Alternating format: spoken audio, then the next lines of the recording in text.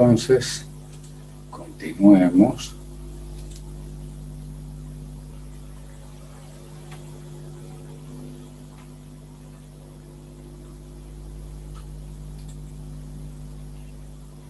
A ver, el lunes hemos entrado a la segunda parte.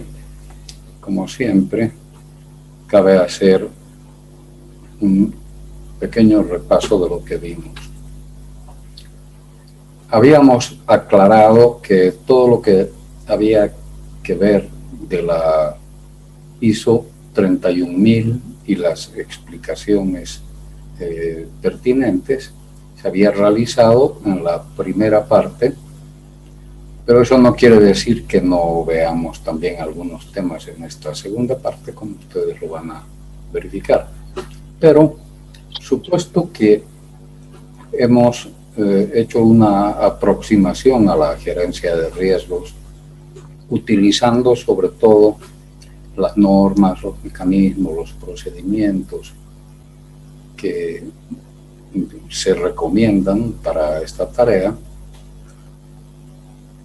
y después de haber analizado una configuración de riesgos en diversos escenarios en donde estos riesgos se presentan, y particularmente lo que dice la ley respecto de los sectores regulados en Bolivia, ahora entramos a ver la gestión de riesgos en los riesgos de daños, o sea, en las amenazas que tienen sobre todo los bienes materiales o inmateriales de una organización. Ya hemos hecho las definiciones respectivas de lo que son bienes materiales, inmateriales, muebles, inmuebles, lo que es la propiedad, lo que es el ejercicio del derecho sobre los bienes, y en función de todos esos conceptos jurídicos y técnicos, entramos a ver la aplicación de los riesgos de daños. Entonces, habíamos señalado que hay dos claves en el manejo de riesgos de daños: la prevención y el financiamiento. Y para poder manejarnos dentro del plan, dentro del proyecto que cualquier gerente de riesgos hace en la empresa, el primer paso es la identificación. Habíamos hablado de cómo se realiza la identificación y los métodos que se utilizan para esta identificación: cuestionarios, entrevistas, el análisis de documentos institucionales, contractuales, evaluación de insumos, energía, materia prima, exposiciones al crimen que puede tener la organización o sus miembros, la inspección de riesgos, de la que vamos a hablar más adelante, la revisión del layout y todas las técnicas pertinentes.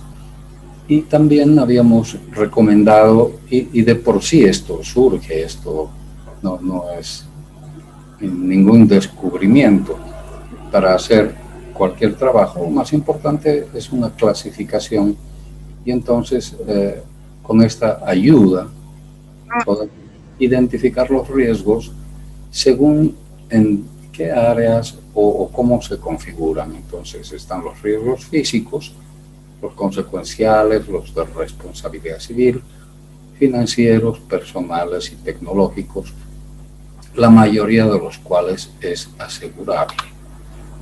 Y entonces, al hacer la evaluación de riesgo, se había hecho énfasis en su intensidad y la probabilidad de su ocurrencia, que son temas que ustedes conocen bien.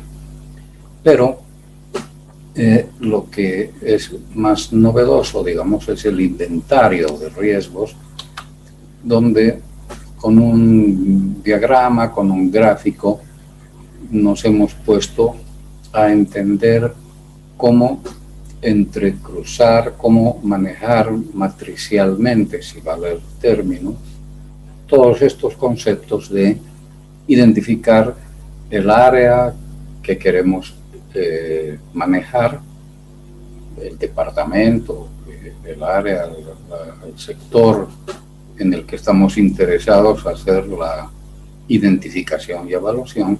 Y una vez que identificamos eso, utilizando las herramientas recomendadas, hemos visto el efecto que podría tener cada tipo de riesgo que hemos identificado. Entonces, hemos puesto el ejemplo de un centro industrial con incendio, avería de maquinaria, inundación, sismo, robo, y ahí medimos el efecto, la frecuencia, o sea, la probabilidad con que esto pueda darse, su intensidad y qué acciones vamos a tomar para manejar tales riesgos. Y en la evaluación de bienes hemos visto, sobre todo, de cara al seguro. La evaluación de bienes tiene muchas finalidades, hemos visto particularmente tributarias, contables, pero de cara al seguro, dado que la ley es bastante flexible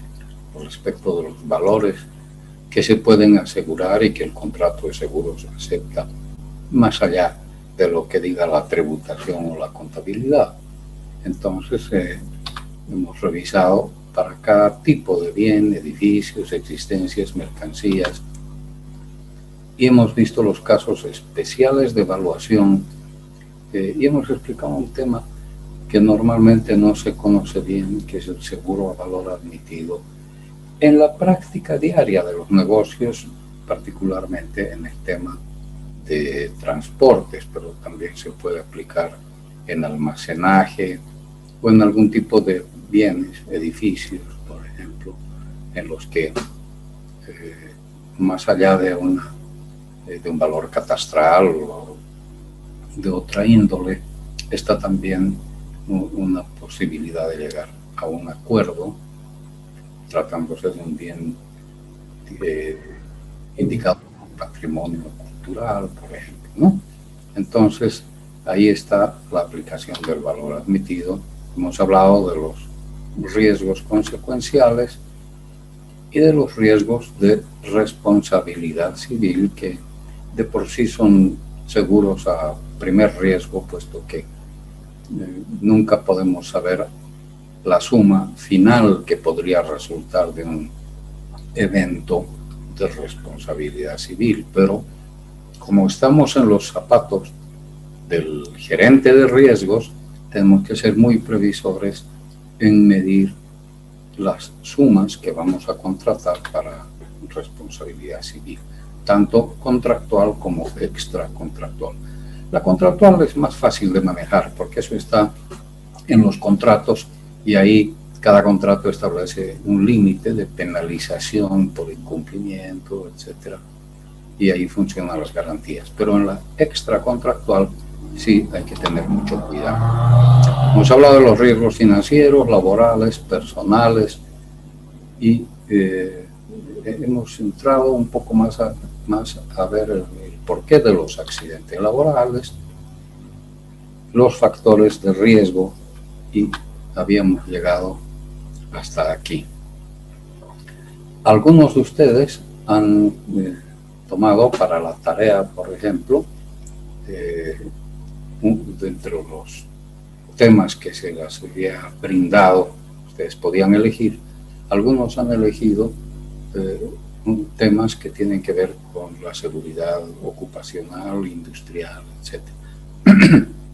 Y bueno, a eso hay que brindar realmente énfasis, porque les puedo comentar que entre las pautas que los inversionistas o los financiadores de proyectos, por ejemplo, toman en cuenta para respaldar una iniciativa empresarial, se fijan extraordinariamente, se ponen énfasis en la existencia de programas de salud ocupacional. Entonces hay que tomarlo muy en cuenta. Pero no solamente por la obtención de financiamiento, sino también porque el personal es lo más importante para una empresa y su seguridad, sin duda, merece atención.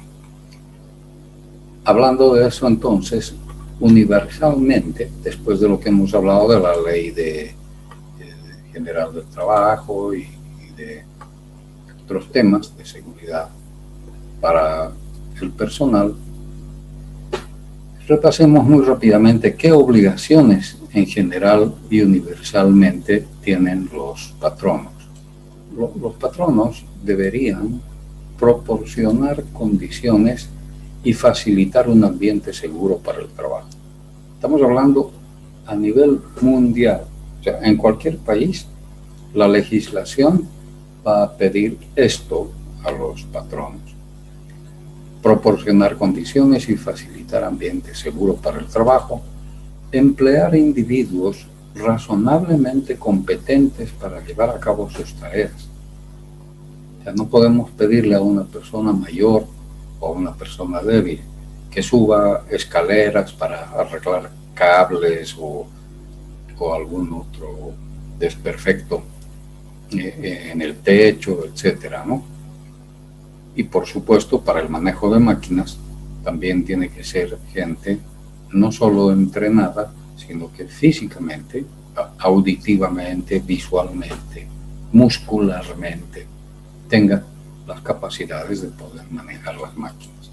Advertir al trabajador sobre los peligros existentes, porque suele suceder que se los manda a ejecutar tareas sin avisarles, sin hacerles notar que hay riesgos específicos en esto y en el otro, y que tengan cuidado al momento de ejecutar la labor. Hay que dotarlo de las herramientas adecuadas para el trabajo que va a realizar y que esas herramientas sean seguras, que no estén en mal estado o con los cables pelados para las herramientas eléctricas, por ejemplo, o para otro tipo de herramientas que estén oxidadas o que no sirven o no están en condiciones de utilizarse bien. Establecer y poner en ejecución reglas de conducta relacionadas con procedimientos seguros de trabajo y operación, y responsabilizarse económicamente por los accidentes y enfermedades laborales. Estamos comentando un tema que se maneja en la legislación universal y, por supuesto, ya hemos visto que en Bolivia se señala en la Ley General del Trabajo que el patrono está obligado a indemnizar en caso de accidente laboral, prescindiendo de quién tuvo la culpa o si las omisiones del empleado causaron el accidente, etc. Entonces, un diagramita nos puede ayudar a entender esto del sistema de gestión de seguridad y salud ocupacional, que se conoce con estas siglas SGSCO, o sea, Sistema de Gestión de Seguridad y Salud Ocupacional.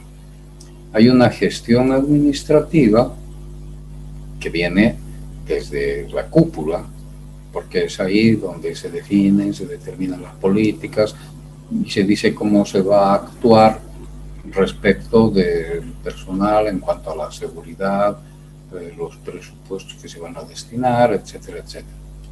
Hay una gestión técnica en la que tendrá que verse con toda esta parte de la operativa de las tareas y las labores, sobre todo en el caso de obreros, no tanto para los funcionarios de cuello blanco, por decirlo así, de oficina, pero también en oficina hay riesgos.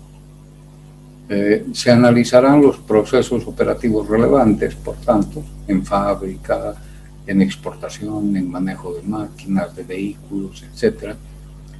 Y habrá una gestión del talento humano en el sentido de optimizar las condiciones de trabajo y optimizar el aprovechamiento de las capacidades del personal, capacidades físicas y capacidades intelectuales.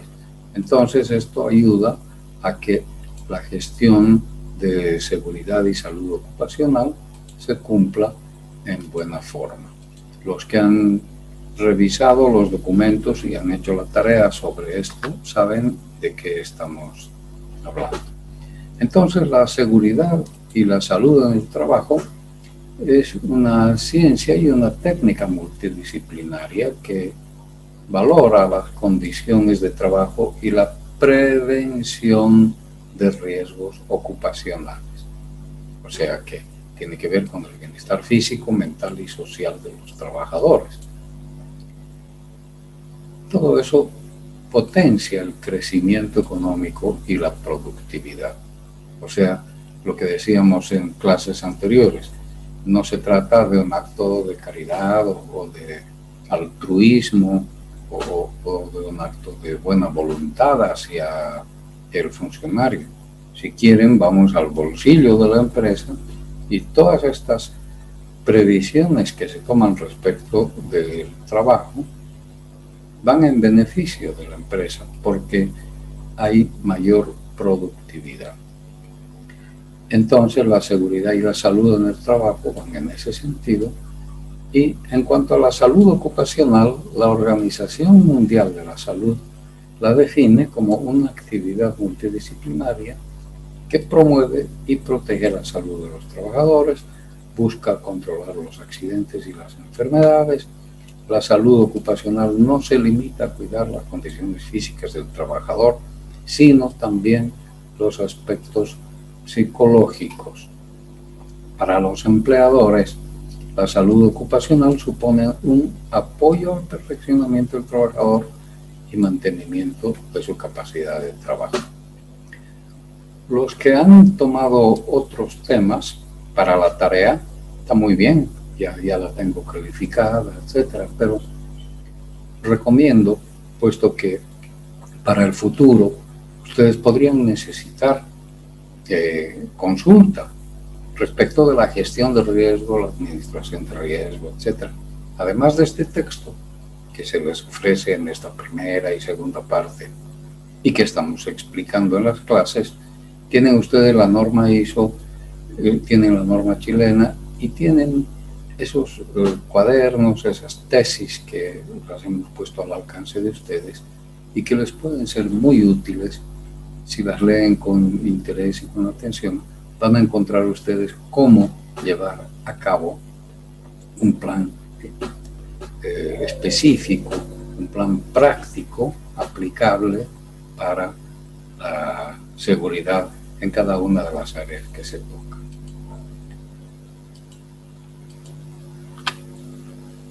¿Por qué hay que gestionar adecuadamente los riesgos de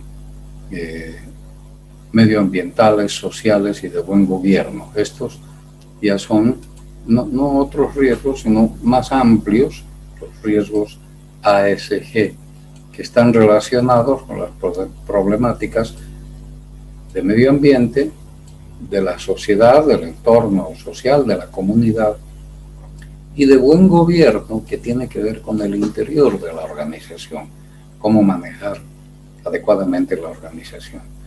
Se llama en inglés ESG porque es Environmental Social Governance. Al igual que otros riesgos, pueden impactar en los objetivos de la organización y por eso hay que estudiarlos.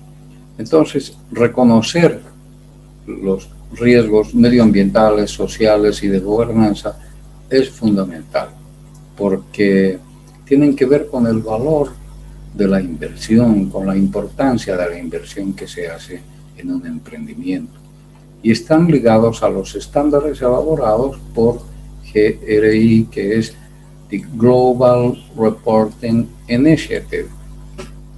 Es un cuerpo privado, por supuesto, de organizaciones que tienen que ver con el desempeño que hacen las grandes empresas en esta área específicamente, medio ambiente, comunidad y gobernanza. Entonces, para las grandes compañías esto es muy importante porque muestran su compromiso y transparencia.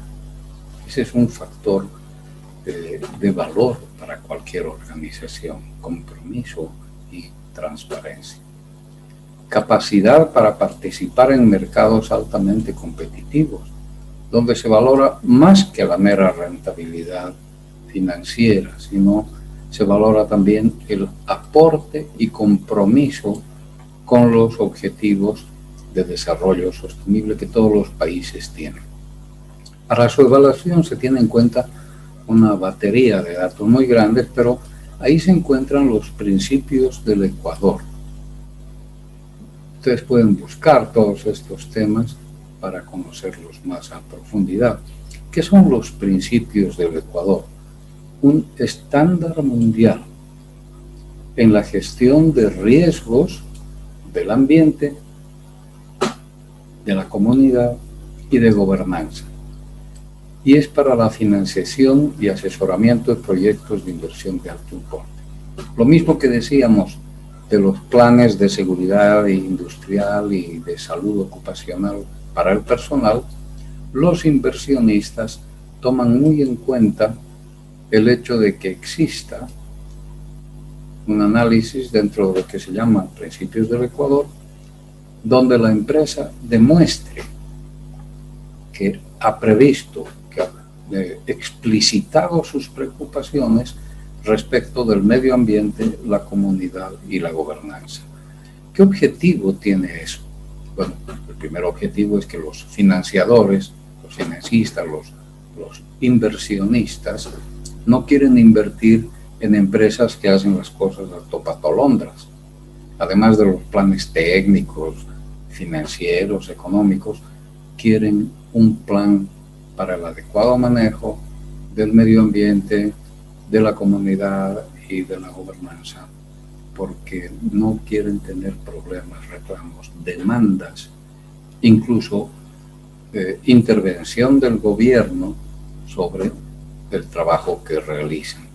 Entonces, estos principios del Ecuador y la óptica del medio ambiente, de la comunidad y la gobernanza son evaluados por los inversionistas. Objetivo: evidenciar los beneficios de la gestión de riesgos ESG, ¿no? Environmental, Social Governance, y su relación con informes del Global Reporting Initiative, que pueden aportar a la organización y terceras partes implicadas, y entender la importancia de gestión de riesgos relacionados con el gobierno corporativo, aspectos sociales y medioambientales. ¿Quiénes están involucrados en esto? Directores y gerentes de planeación, directores y gerentes de riesgos o de cumplimiento de la normativa y de las disposiciones de las políticas que se toman internamente, sostenibilidad, control interno, jefes de auditoría, responsables, coordinadores de áreas de gerencia de riesgos corporativos. Miren, estamos hablando de administración de riesgos, de gerencia de riesgos. Esa es nuestra materia.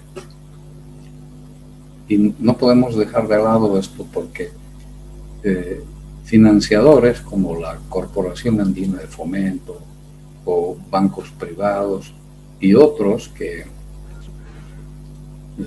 ponen plata para proyectos que se hacen ya sea a nivel nacional, a nivel departamental, por entidades estatales o privadas, se fijan en esta temática de ESG. Y eso ustedes lo saben. No se autoriza un emprendimiento industrial o comercial si no hay la ficha medioambiental, por ejemplo. Pero también se evalúa el impacto en la comunidad y la gobernanza, que es cómo funciona internamente el gobierno de la institución. Entonces, los principios del Ecuador, como decíamos, son un conjunto de directrices ambientales y sociales, por supuesto voluntarias, para los préstamos de financiamiento de proyectos. Algunos de ustedes trabajan en bancos, también en compañías de seguros o brokers, etcétera, pero no todos están en el ámbito asegurador, están en otros ámbitos que necesitan saber esto, porque a la hora de conseguir financiamiento o apoyo para emprendimientos, tengan en cuenta que van a tener que ofrecer garantías es decir, no son garantías económicas ni financieras, sino asegurar que el trabajo se está haciendo en el marco del cuidado del medio ambiente, de la comunidad, y que existe una gobernanza, una administración interna de la organización que es eficiente, que es responsable. Entonces, estos principios del Ecuador ofrecen un marco para que las instituciones financieras gestionen las Félix, ¿alguna pregunta? ¿Alguien pregunta? Bien, se basan en las normas de desempeño de la International Finance Corporation y se aplican a proyectos que superan los 10 millones de dólares, por ejemplo, ¿no? Las instituciones financieras que han adoptado los principios del Ecuador se comprometen a aplicar políticas y procesos internos congruentes con estos principios. Entonces, la institución financiera analiza el nivel de riesgo ambiental y social y le asigna una categoría de riesgo.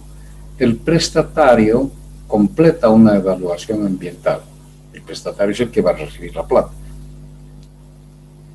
El prestatario prepara un plan de acción en el que se describen y priorizan las acciones necesarias para aplicar medidas de mitigación o correctivas y medidas de seguimiento. Por ejemplo, puede ser un emprendimiento minero, puede ser un emprendimiento de gran envergadura para un país, la instalación de la planta industrial, el litio, por ejemplo, para Bolivia, ¿no? El prestatario revela los impactos y celebra consultas con los grupos afectados y acuerda cumplir el plan de acción e informar sobre el cumplimiento. Miren, el enfoque que le estamos dando a la materia no es solamente para que aprendamos qué riesgos tienen los autitos o las máquinas, cómo podemos asegurar estito y el otrito. Eso lo tienen ustedes en el resto de los módulos en donde se estudia seguro. Lo que estamos viendo acá es gerencia de riesgos, gestión de riesgos, y en los grandes emprendimientos en los que hay inversionistas institucionales o privados, el manejo del medio ambiente, del impacto social que pueda tener el proyecto y de la gobernanza al interior de las instituciones es fundamental. Entonces, ya hay un centenar de bancos internacionales e instituciones de financiamiento de proyectos que en más de 25 países aplican los llamados principios del Ecuador. Bueno, creo que ya hemos hablado suficiente sobre esto. Si no hay preguntas, seguimos. Y entramos a otro ámbito. Ahora damos un salto, estamos hablando de riesgos de daños. Los anteriores que hemos visto, por ejemplo, el principio del Ecuador, el tema medioambiental en cuanto a riesgos de daños es crucial porque puede ser cuantioso. Y lo mismo el impacto sobre la comunidad. Y ahora en riesgos de daños pasamos la página y vemos cómo se evalúan los riesgos tecnológicos.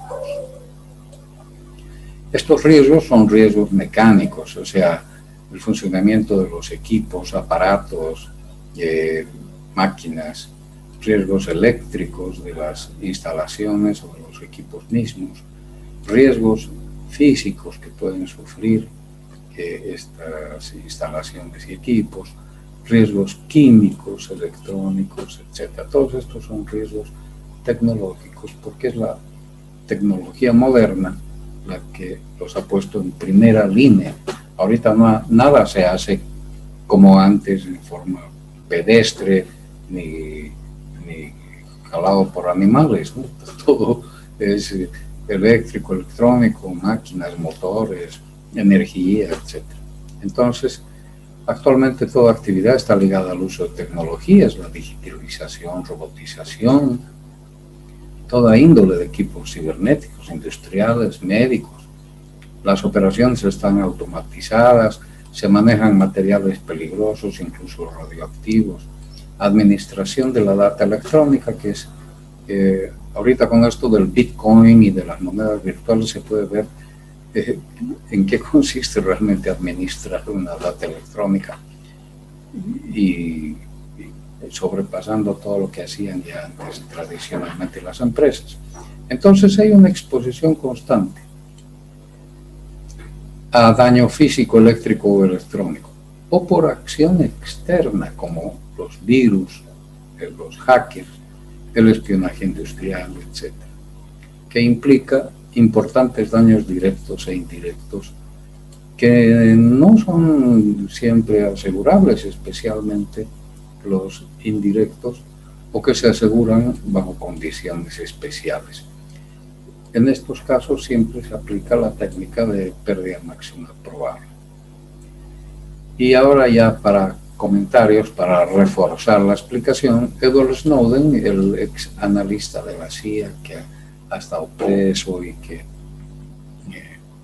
ha estado ligado a toda la acción que el gobierno americano viene haciendo contra Julian Assange y todo eso, responsabilizó a la Agencia de Seguridad Nacional del ataque masivo cibernético que este viernes, hablaba del viernes 12 de mayo del 2017, afectó a hospitales en el Reino Unido y a miles de equipos informáticos en al menos otros 74 países.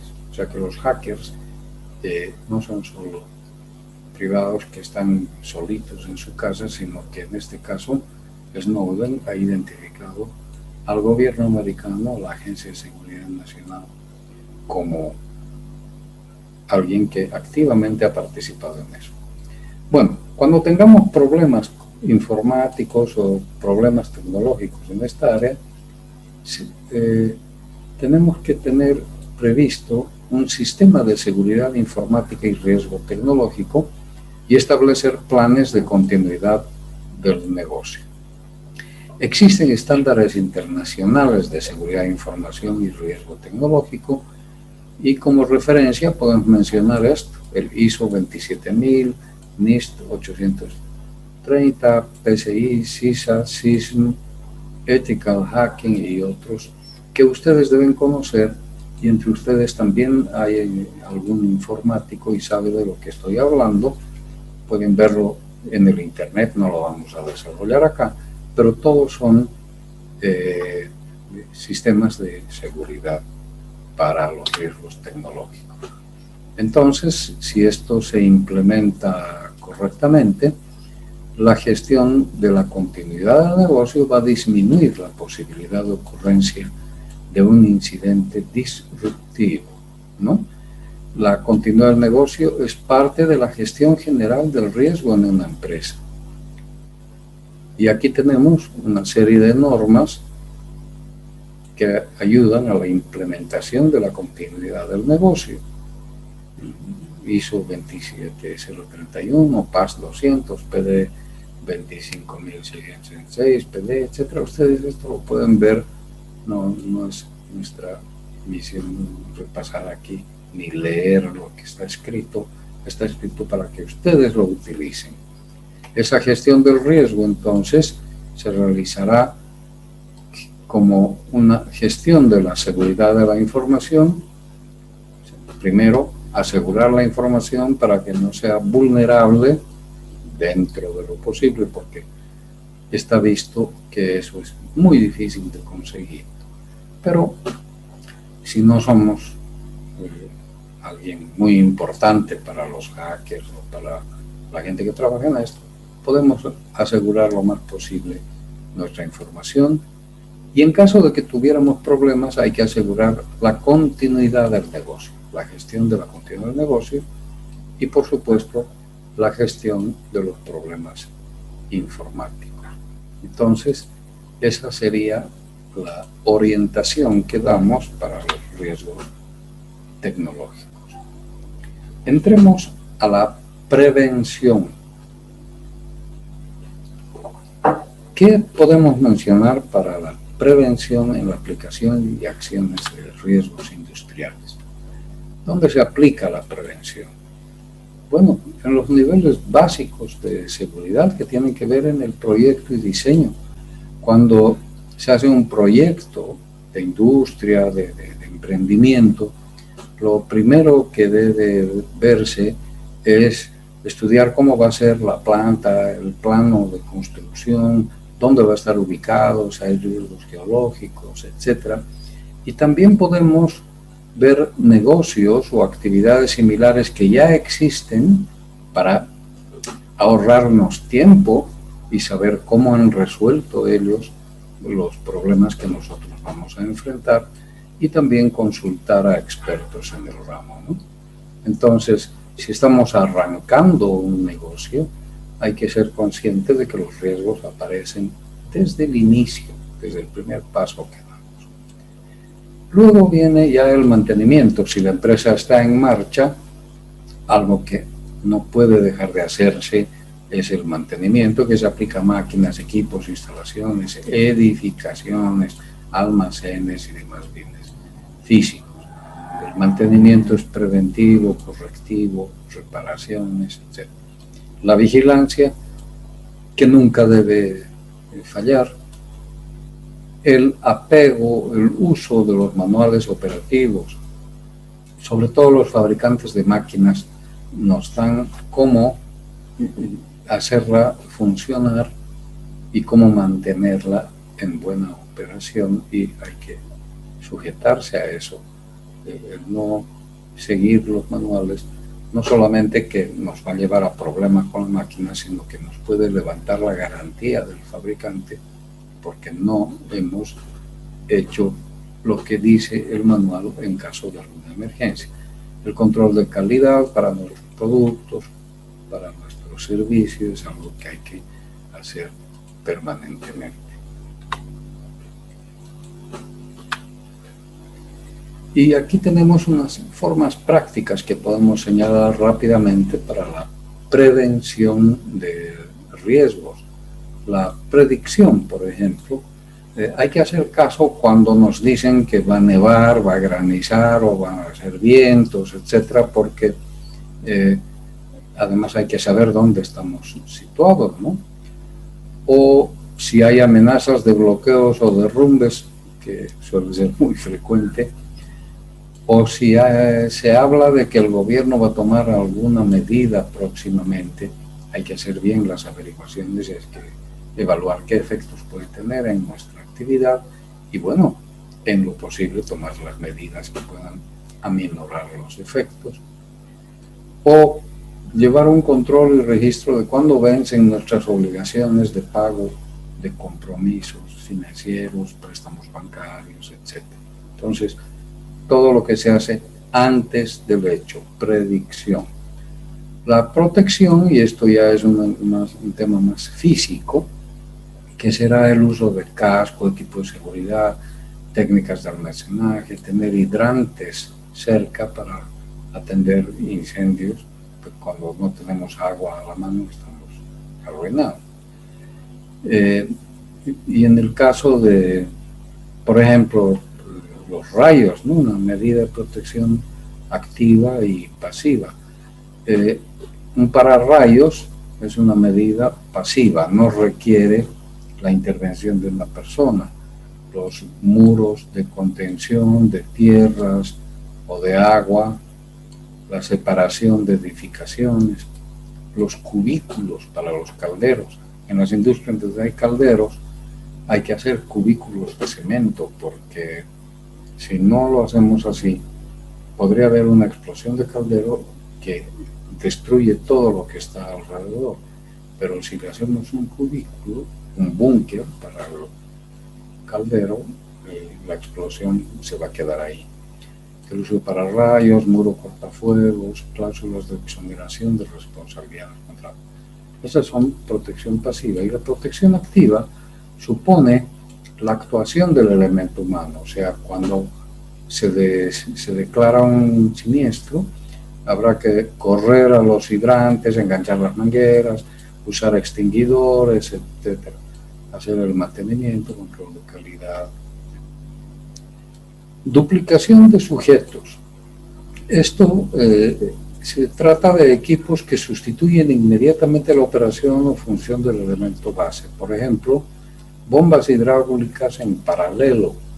Hay sitios en los que las plantas industriales tienen pozos de donde se surten de agua. Y si tienen un pozo y una sola bomba para extraer, si esa bomba se estropea, la fábrica se para. Entonces hay que tener un equipo paralelo para que si una bomba se estropea, la otra arranque inmediatamente y hay continuidad en las operaciones.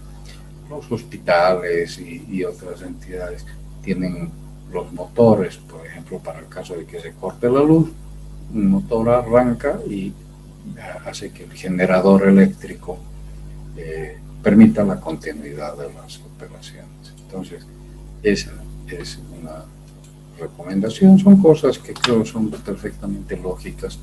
No vale la pena perder mucho tiempo en esto. Reuniones de seguridad.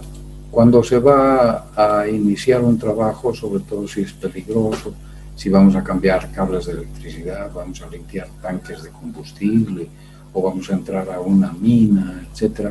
Entonces, antes de iniciar el trabajo hay que reunir a la gente, explicarles qué es lo que va a hacer cada cual, cuáles son los riesgos, qué es lo que van a hacer, qué equipos van a utilizar, etc.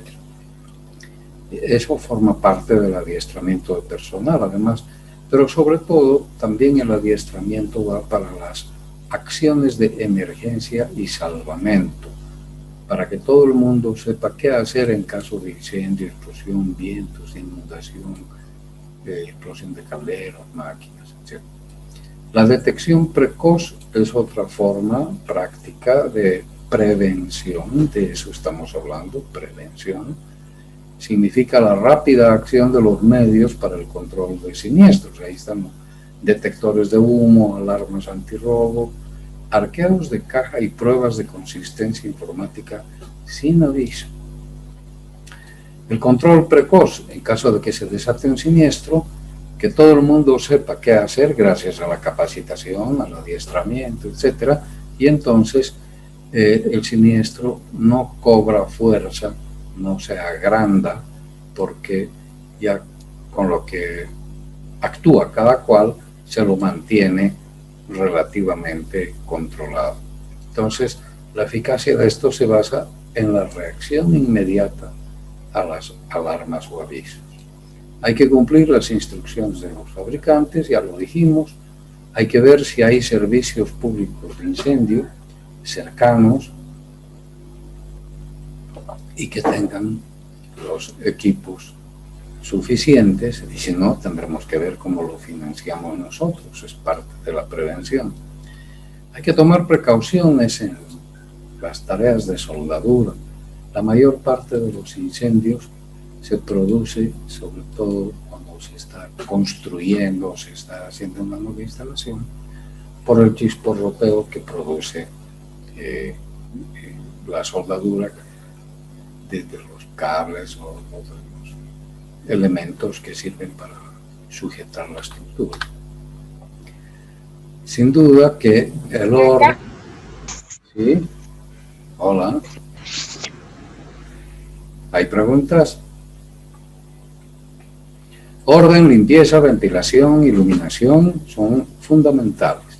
Almacenar con seguridad, manipular y trasladar con seguridad los materiales, garantizar que pasillos, puertas y ventanas estén siempre accesibles y libres de traba, que las puertas se abran siempre hacia la ruta de salida, manejo seguro de máquinas y productos químicos, protección de nuevas construcciones, periodos de inactividad. Esto es cuando hay industrias estacionales, como los ingenios azucareros, que es el mejor ejemplo.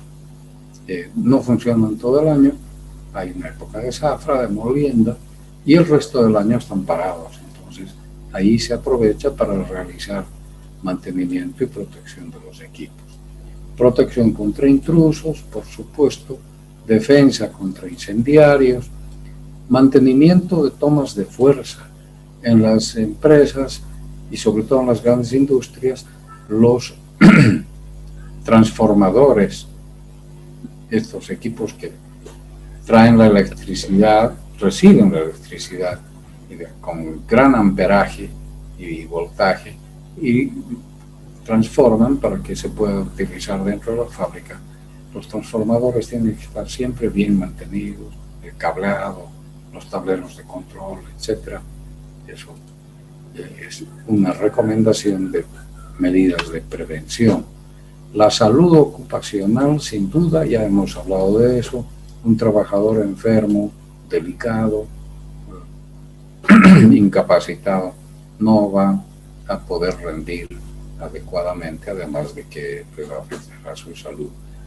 Entonces, en muchas empresas, además de ver la ergonomía, los ambientes adecuados, exámenes médicos periódicos, se lleva un registro del tipo de sangre, uso de equipos de protección personal, casco, guantes, anteojos, todo eso.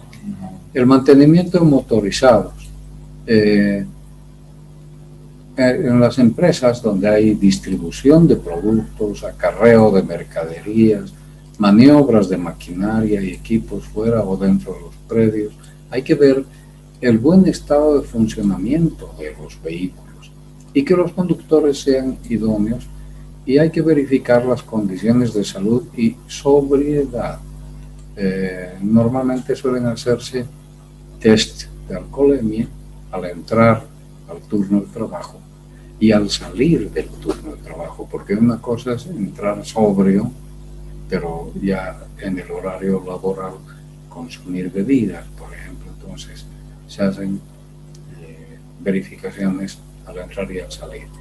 El uso de señalética. La señalética es todo esto que ustedes conocen y que nos indican si hay peligro, si hay uso de electricidad, si hay circulación de vehículos, etcétera, ¿no?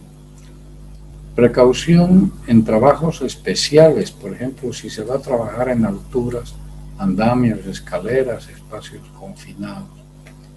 Todas esas son medidas de prevención que realmente son fundamentales, elementales y ahorran mucha plata.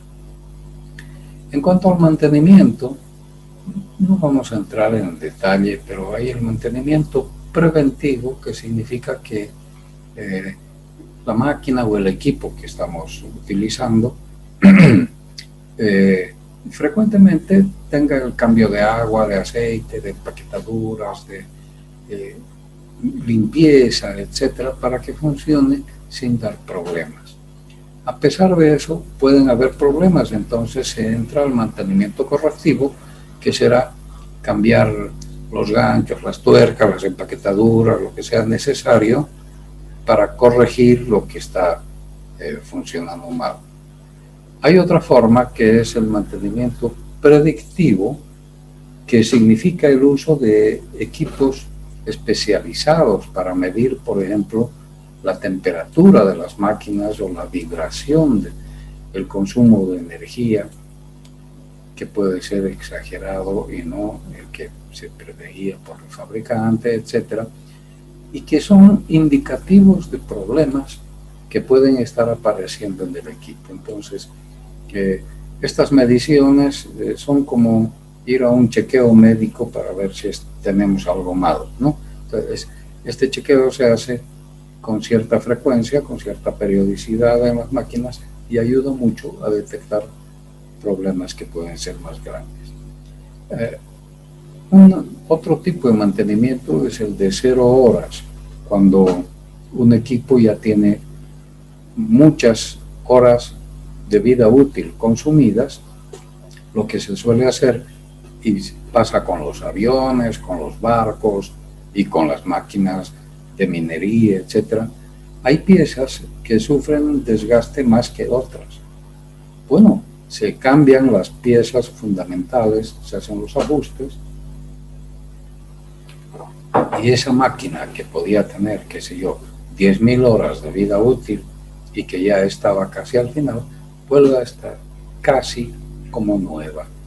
Entonces, a eso se le llama overhaul.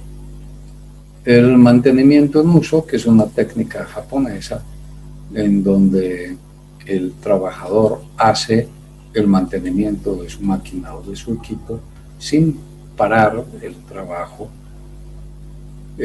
Requiere mucha habilidad, pero la dejamos mencionada. Entremos a ver qué es esto del informe de inspección de riesgos.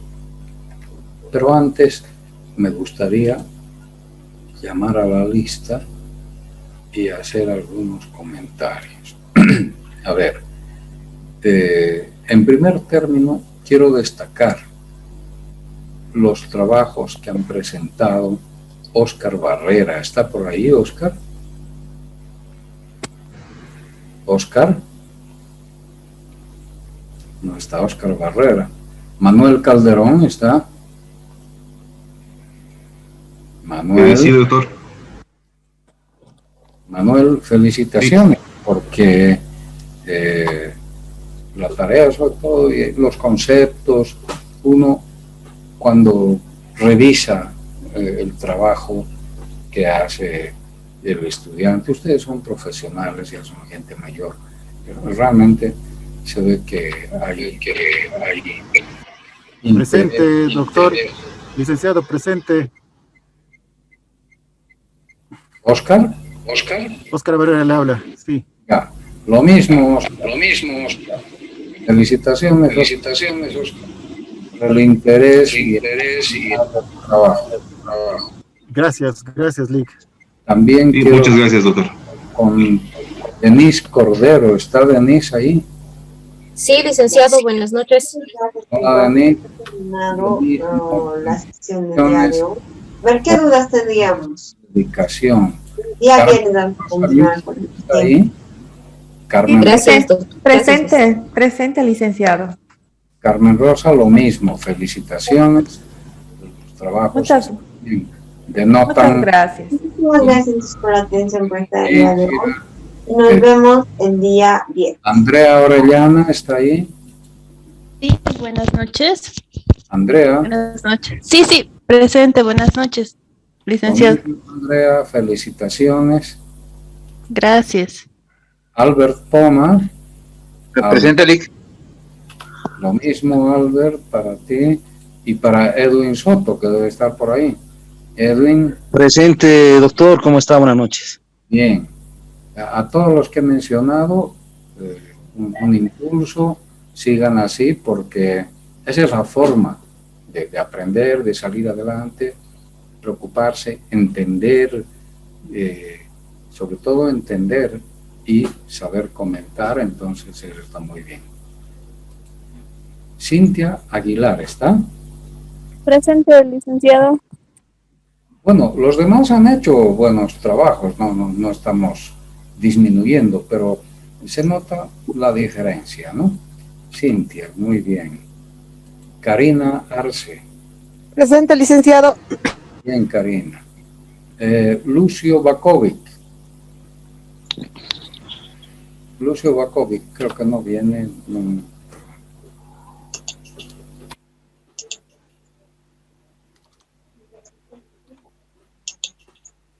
Cintia Carrillo. Buenas noches, licenciado. Hola, Cintia. Julia Catari. Julia Catari no está y tampoco ha hecho la tarea. A ver, Tania Cuellar. Buenas noches, presente, licenciado. Tania, te falta el segundo foro y la tarea. Sí, listen, hoy día, por favor, se lo mando a su correo, ¿ya? Álvaro Domínguez.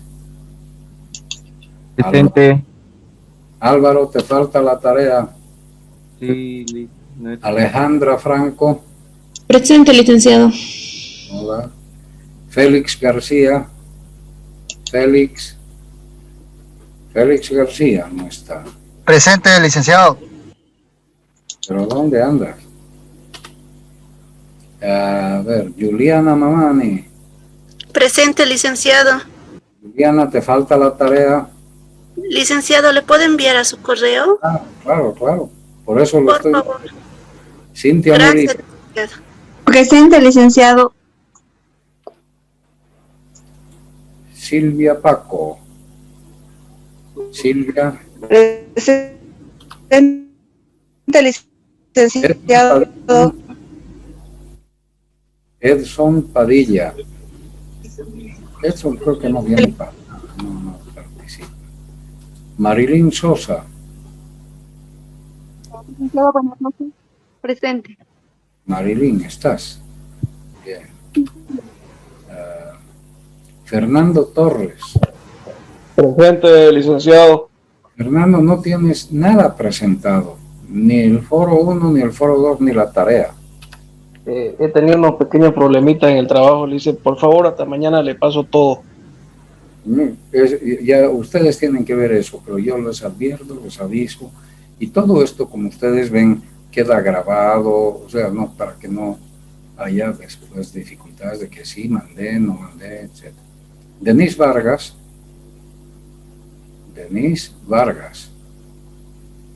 No está Denise Vargas. Doctor, buenas noches, perdón, no podía activar el micrófono. Viviana Yupanqui. Buenas noches, doctor, presente. Hola. Fátima Fernández. Fátima Fernández. Dejo constancia que le falta la tarea, más que faltarle, la tarea deja mucho que desear, Fátima. Ahí es todo lo que tengo que decir. Y no está, pero está grabado. Muy bien. Sigamos.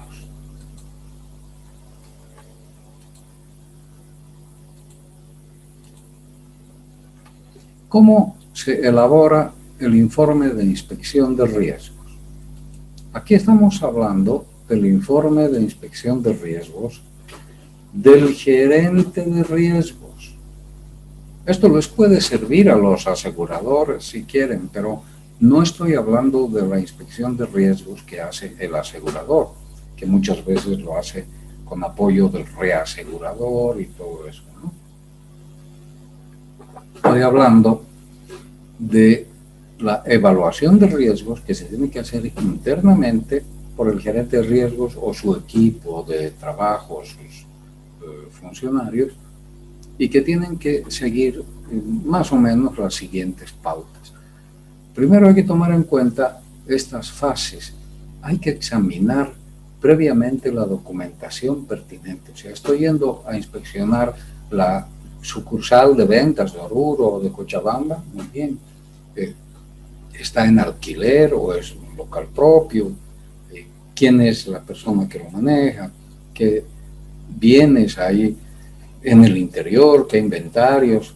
O sea, tengo que informarme de lo que estoy yendo a ver, y mucho más si es una planta industrial, para ver si voy a tener que hacer inspección de las máquinas y demás, ¿no?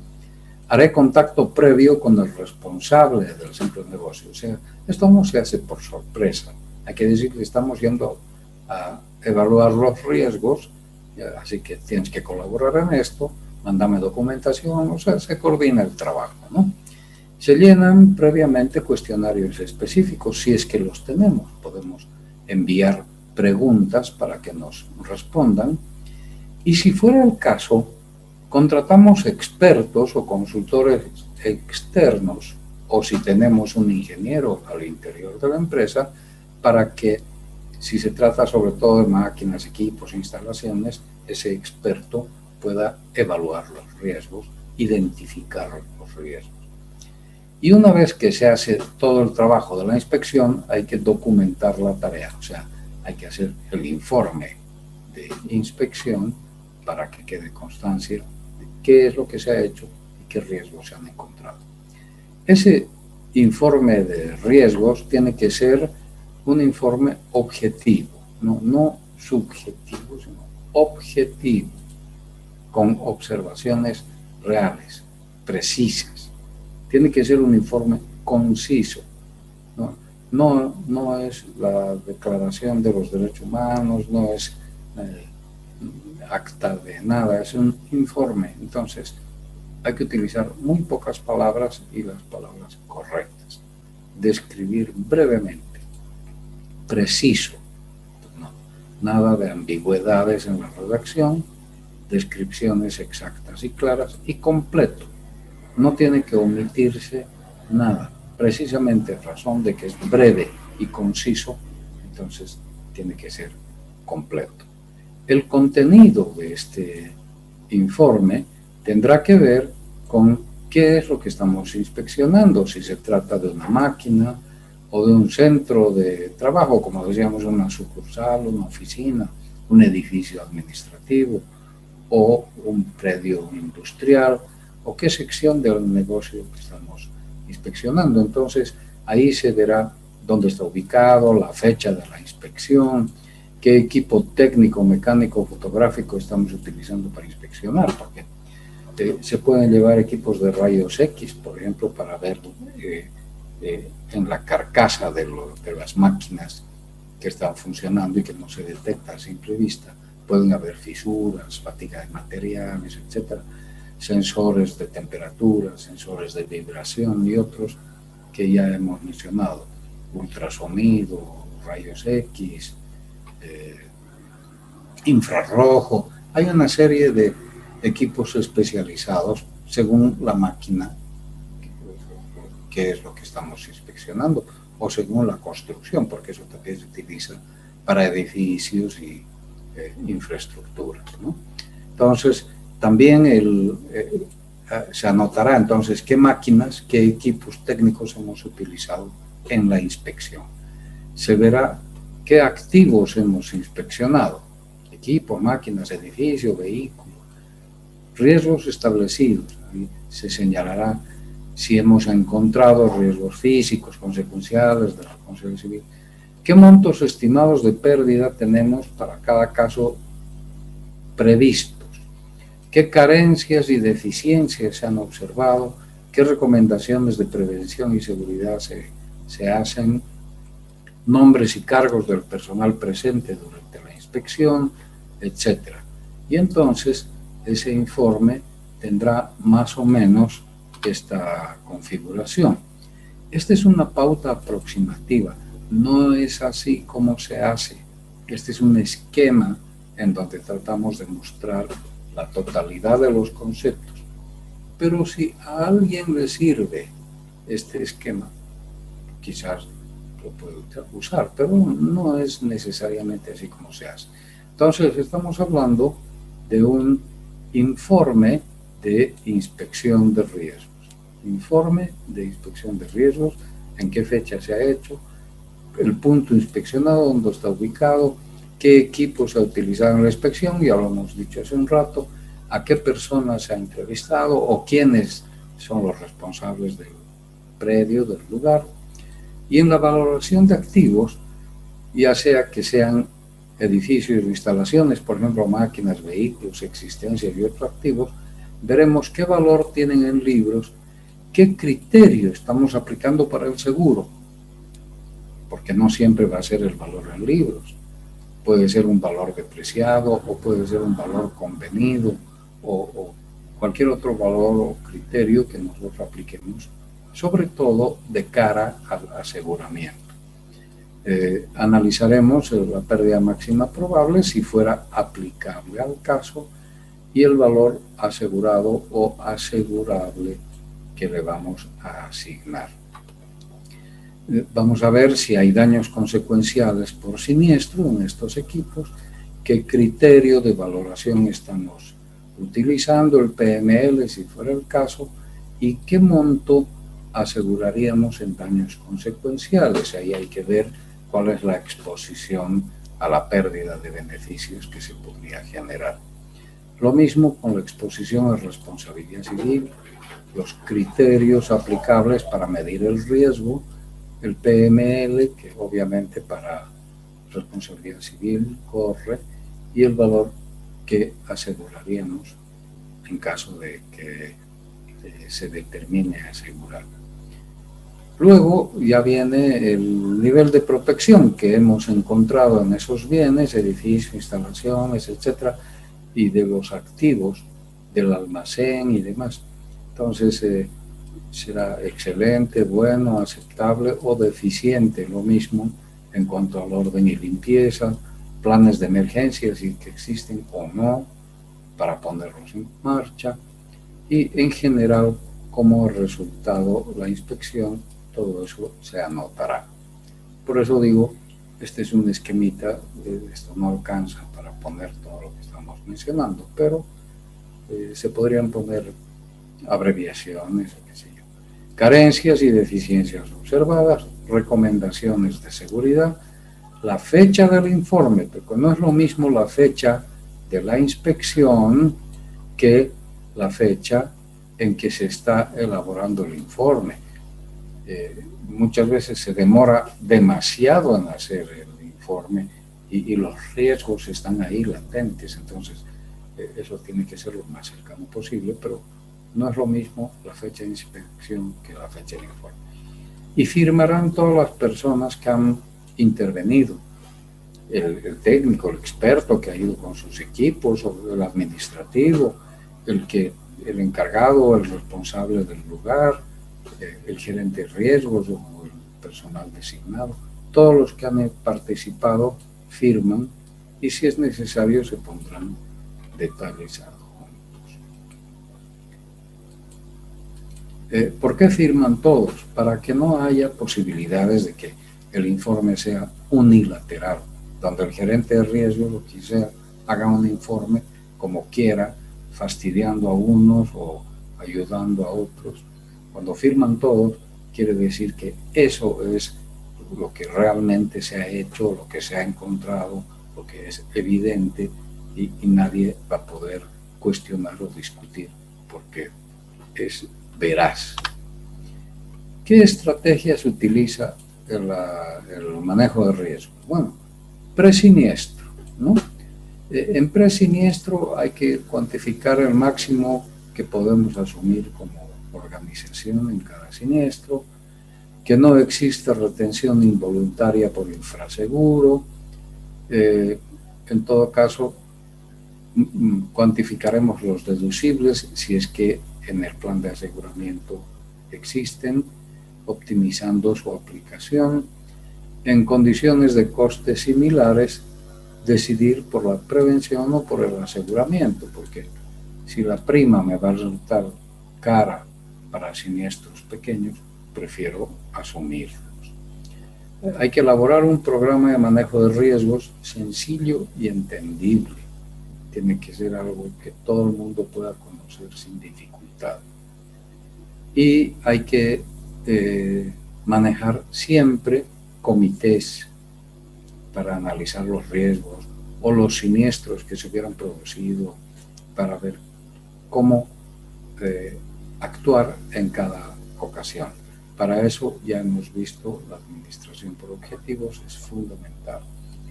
Y se pueden hacer encuestas, verificar el mantenimiento, hacer un programa de manejo de riesgos, cronogramas, simulacros, todo esto pre-siniestro. Post-siniestro habrá que ver cómo han funcionado los planes de emergencia para el control de daños.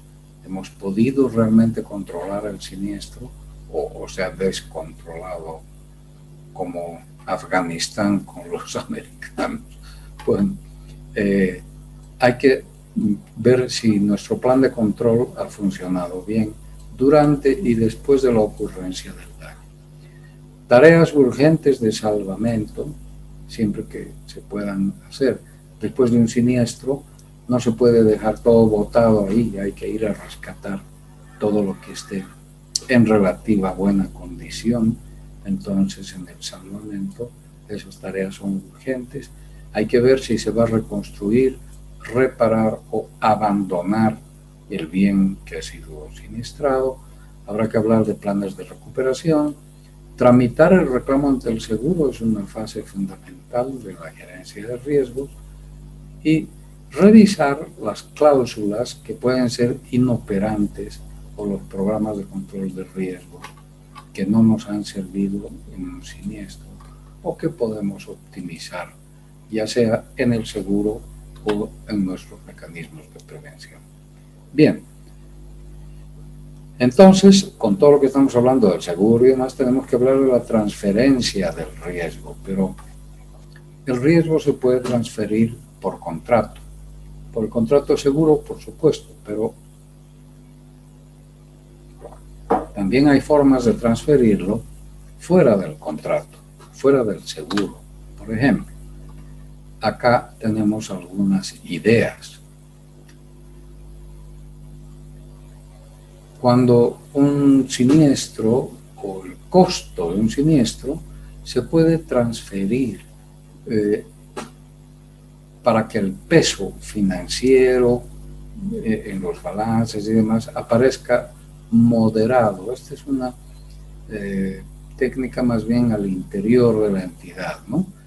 Cuando hay dependencia de la organización o empresas asociadas. Por ejemplo, hablar de responsabilidad solidaria. Una empresa puede asumir las deudas de otra que haga parte del conglomerado, del holding de empresas que las integran. El riesgo no se anula, por supuesto, pero se redirecciona. Otra forma, fuera del contrato de seguro, es la exoneración de responsabilidad. Esta es la más conocida. Por ejemplo, uno va al supermercado, parquea el vehículo y ahí un cartel grande nos dice la entidad no se responsabiliza por daños o robos al vehículo. Listo. Se está exonerando de responsabilidad. Nosotros cuando vamos al supermercado de alguna manera tenemos una relación contractual con esa entidad si dejamos el vehículo parqueado, porque ellos ponen eso a nuestra disposición, no solo para darnos comodidad, sino también porque a ellos les conviene tener un espacio donde el cliente pueda moverse tranquilamente y comprar, que esa es en el fondo la finalidad del supermercado. Pero ellos no se responsabilizan, por mucho que haya ese vínculo entre el cliente que va al parqueo. Bueno, también en la manipulación de objetos o productos peligrosos, etc. Limitación de responsabilidad. Esta es otra forma contractual, pero fuera del seguro, en donde, por ejemplo, las aerolíneas y otros operadores de servicios particularmente, ponen límites en caso de que haya accidentes, pérdida de equipaje, etc. Si en caso de que haya pérdida o daño al equipaje, pagamos tanto por kilo. No importa si lo que estamos llevando adentro vale mucho o vale poco, nos van a pagar por kilo. Y esto es fundamental en el transporte de bienes, en la importación y exportación. Los operadores de comercio exterior, especialmente las entidades de transporte, navieras y demás, tienen un límite de responsabilidad para el manejo de contenedores, carga y tutti quanti. O sea que cuando hay un siniestro de mercadería que se importa o se exporta, no piensen que el transportador va a pagar, aun cuando sea responsable, nos va a pagar el valor total del bien. Por convenios internacionales, eso está limitado por bulto, por kilo, etc. Entonces, la recomendación para los que hacen importación y exportación es asegurarse, porque no hay otro modo de recuperar el valor de la carga. Ampliación de la responsabilidad es el reverso de lo que acabamos de decir, pero tiene por objeto ampliar la responsabilidad de la otra parte. Nosotros estamos manejando nuestros negocios, hacemos nuestros contratos, y por ejemplo el proveedor de insumos, el proveedor de energía, el proveedor de los equipos que necesitamos, nos puede fallar. Entonces le trasladamos, le ampliamos la responsabilidad a él con su aceptación, por supuesto, en el contrato, y estamos transfiriendo el riesgo, porque de lo que estamos hablando acá es de transferencia del riesgo. Entonces estamos transfiriendo el riesgo por un contrato que no es el de seguro, es el contrato que nos relaciona, que nos vincula como comerciantes, ¿no? Por ejemplo, cuando se trabaja bajo franquicias, el franquiciante, digamos que sé yo, pollos o hamburguesas o pizzas, el que da la franquicia para que otro la utilice. Si hay problemas con el nombre comercial y demás, el dueño de la franquicia levanta las manos y la responsabilidad es totalmente del franquiciado, del que metió la pata y puso en juego el nombre o el prestigio del nombre comercial. Entonces, ahí se habla de ampliación de responsabilidad, por ejemplo. O el mantenimiento de responsabilidad, que es otra forma en que en el arrendamiento de bienes se puede pactar que el arrendatario no responde por los bienes objeto del contrato, asumiendo el arrendador propietario los efectos. O sea, alquilamos un almacén y le decimos al dueño del almacén: vamos a mover carga, vamos a manejar nuestro negocio aquí, pero los daños, especialmente de deterioro, de uso, de obsolescencia y demás de ese almacén, de esa infraestructura, no los vamos a asumir nosotros, los va a asumir usted.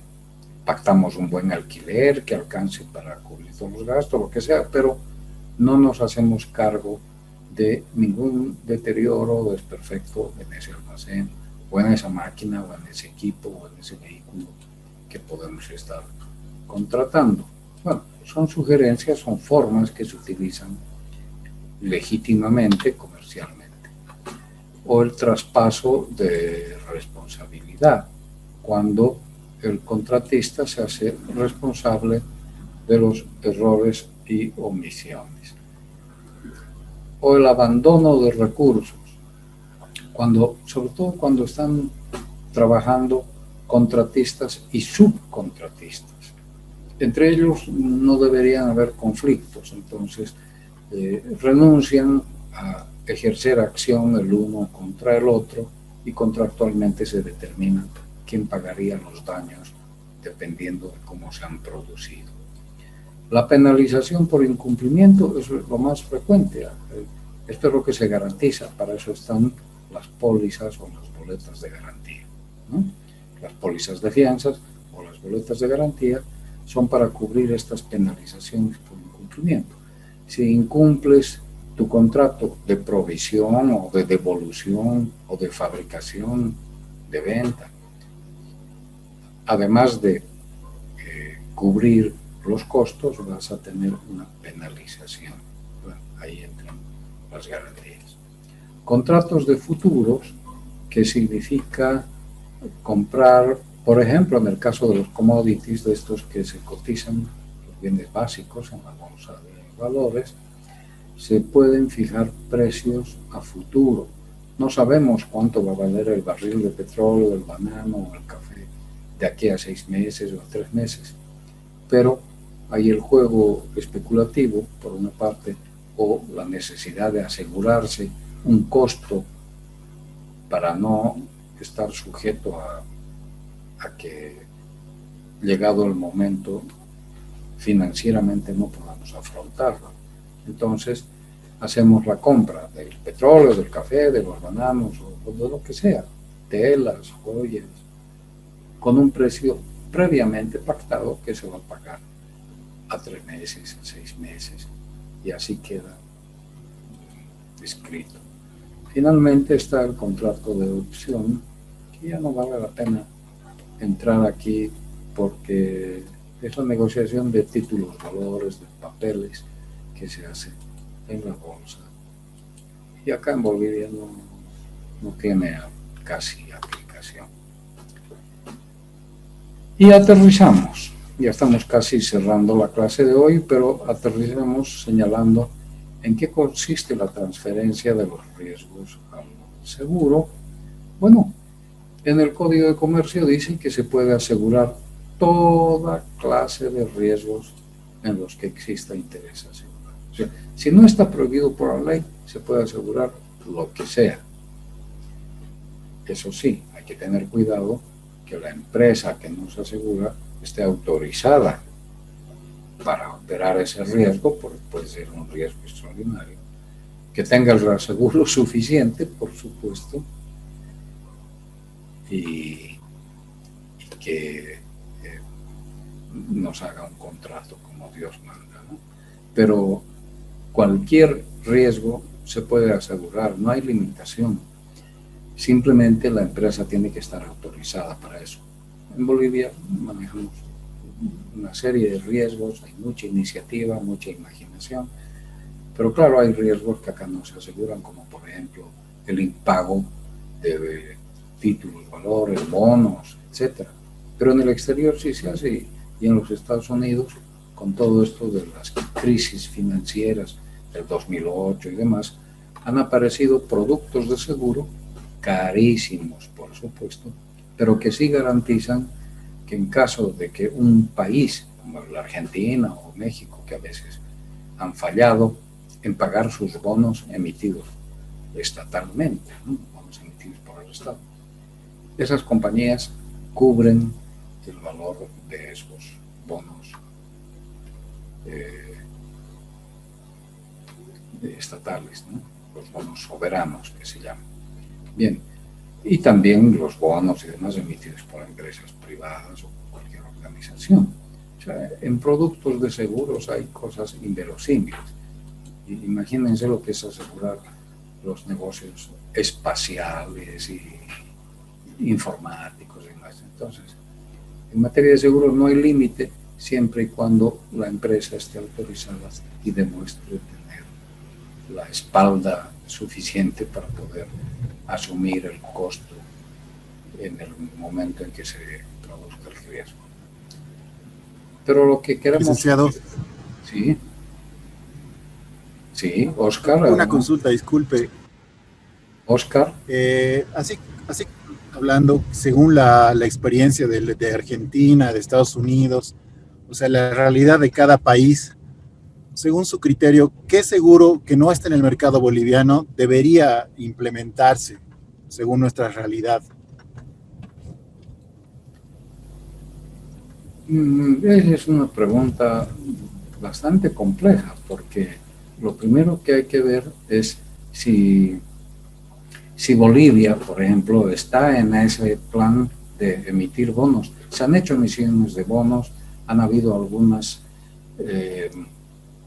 actuaciones que se han hecho, por ejemplo, con El Salvador o con algún país centroamericano, que luego se han vuelto a rescatar esos bonos. Se han colocado bonos también en el mercado internacional, creo que con una tasa del 5%, etc. Ahora, al país que coloca bonos no le toca hacer ninguna acción.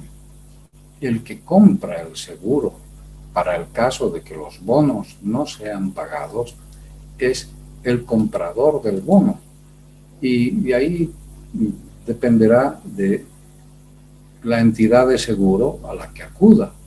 Podría, por ejemplo, para el caso de bonos emitidos en Bolivia, en Argentina o en cualquier lugar, acudir a una empresa de seguros que le ofrezca una garantía internacional para ese producto específicamente. Pero volviendo a tu pregunta, el país como tal, nosotros como no tenemos nada que hacer con eso. Ahora, si alguna compañía en Bolivia se interesara por cubrir ese tipo de riesgos, bueno, tendría que lograr las autorizaciones respectivas ante la APS, lo cual sería muy complicado. Este es un país cuya economía es demasiado pequeña y no tiene un mercado financiero tan desarrollado como para ofrecer ese tipo de cobertura o de producto. Pero que el producto seguro de incumplimiento financiero, existe en el mercado internacional. No sé, Oscar, si responde eso tu pregunta o ha quedado algo en el tintero. Sí, en parte, licenciado, gracias.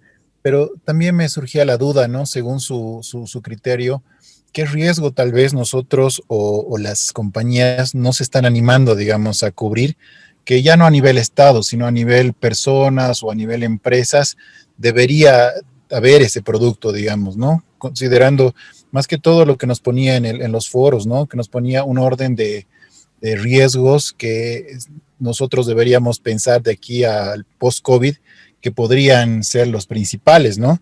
Y tal vez usted, no sé, según su experiencia, nos podría decir, este riesgo es el que no está cubierto y Bolivia debería tener este producto, digamos, ¿no? Según su trabajo y su experiencia.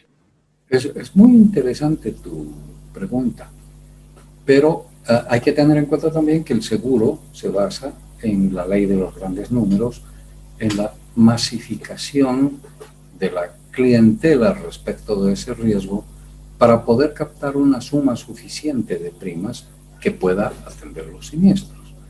Y entonces las compañías lo que tendrían que evaluar, si es que existe, es la demanda sobre esos riesgos.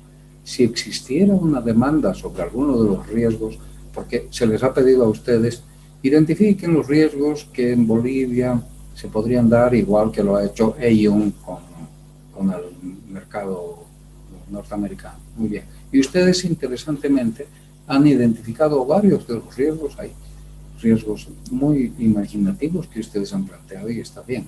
Ahora, una compañía de seguros no puede ofrecer cobertura para un riesgo en donde no esté funcionando la ley de los grandes números. Claro que el reaseguro puede ser una salida, ¿no? Hay empresas, hablando de los riesgos normales, de incendios, rotura de maquinaria, hay empresas que tienen inversiones muy grandes, la empresa localmente no puede asumirlos, y entonces para eso está el reaseguro, es un mecanismo que ustedes conocen bien. Pero hay un mercado para ese tipo de riesgos. Ahora, si hubiera un mercado, por ejemplo, para ciertos riesgos, las compañías de seguro creo que tomarían la iniciativa, porque les corresponde a ellas ver si en función de la demanda vale la pena abrir oferta. Pero mientras no haya una demanda que justifique por la cantidad, por el primaje que se puede captar, etcétera, las compañías no lo van a hacer. Eso es algo que, más que estar en la idea o en lo que se debería o no se debería, no es algo que obedezca a decisiones, es algo que obedece a la oferta y la demanda, al mercado. Si el mercado lo pide, si el mercado lo sustenta, si el mercado lo justifica, con seguridad que ha de aparecer alguna compañía que brinde esas coberturas. Y de cualquier riesgo, de los que han mencionado ustedes o de los que se puedan imaginar. ¿Ahora está más claro? Sí, muchas gracias, licenciado. Bien. En que entonces lo que decíamos, se puede transferir o asegurar cualquier riesgo, pero, como digo, siempre que esté autorizado. Entonces, una compañía que quiera asegurar bonos o que quiera asegurar el buen nombre o el prestigio o que quiera asegurar, por ejemplo, la disrupción informática o el abuso de clientela, cosas que son riesgos que existen, pero que no están en el espectro de asegurabilidad en este país, por ejemplo. Que se puede, siempre y cuando la entidad aseguradora esté autorizada para hacerlo y demuestre que cuente con financiamiento o capital suficiente para asumirlo. Entonces, y eso, ¿cuándo van a ser? Cuando la oferta y la demanda den lugar a que el asegurador se interese en ese negocio. En cuanto a los riesgos más tradicionales, no es posible encarar el manejo de riesgos sin el seguro, porque las mejores prácticas de previsión no pueden asegurar que no ocurran siniestros. Entonces, la administración de riesgos tiene en el seguro una herramienta que, bien manejada, puede hacer la diferencia entre la quiebra y la supervivencia. ¿Cuál es la función económica del seguro? Pues la reposición de la capacidad productiva, especialmente en esto de los seguros de daños, que es el tema que estamos tratando y que era el título de las explicaciones que hemos comenzado en esta segunda parte. Entonces, reponer la capacidad productiva, esa es la función económica del seguro. Esto no tiene nada que ver con una definición jurídica, no está en el Código de Comercio, no está en el Código Civil, está en el propósito, en la base misma de lo que significa el seguro. ¿Por qué nos aseguramos? Porque necesitamos reponer nuestra capacidad productiva. En cuanto al riesgo, ya lo hemos definido, y suceso incierto, que acaso de ocurrir y estar asegurado, ahora sí ya hablamos del seguro, hace exigible la obligación. Los hechos ciertos, físicamente imposibles, no constituyen riesgo, y el asegurador puede cubrir todos o algunos de los riesgos a que están expuestas las personas, los bienes, etc. Cerraremos la clase de hoy diciendo que las entidades aseguradoras podrán determinar libremente sus tarifas, debiendo cumplir con sus bases técnicas. Y esto, Oscar, me da pie para ampliar la respuesta a tu pregunta, porque, por ejemplo, una compañía de seguros podría tener productos para asegurar los riesgos más exquisitos, los más raros que se nos pueden ocurrir. Pero además de tener la autorización, el reaseguro y todo eso, y también hay otro elemento, la prima. Probablemente la prima que pueda aplicar a un riesgo, como que después del 11 de septiembre del 2001, las compañías daban terrorismo casi como riesgo casado, no cobraban por el terrorismo, aquí en Bolivia y en muchas partes del mundo. Desde el 11 de septiembre del 2001, el terrorismo se ha ido hacia el cielo y ninguna compañía en el mundo lo da fácilmente, lo cobra aparte y lo pone con toda claridad. Entonces, claro, son modificaciones, variaciones del mercado por los sucesos. Pero en todo caso, vean ustedes cómo la prima es un elemento en el que también las compañías aseguradoras se manejan. Si hubiera cobertura de riesgos, por extraños que fueran, también habría que ver si el costo de la prima es asequible para el asegurado. Puede que exista oferta de ese seguro. Puede que una compañía tenga entre su batería de productos de aseguramiento y los seguros más raros, pero habría que ver si el cliente va a poder pagar la prima que se va a cobrar sobre ese riesgo. Es un tema bien interesante el que has planteado, Oscar. Da lugar para más consideraciones, pero se nos acabó el tiempo. Está bien que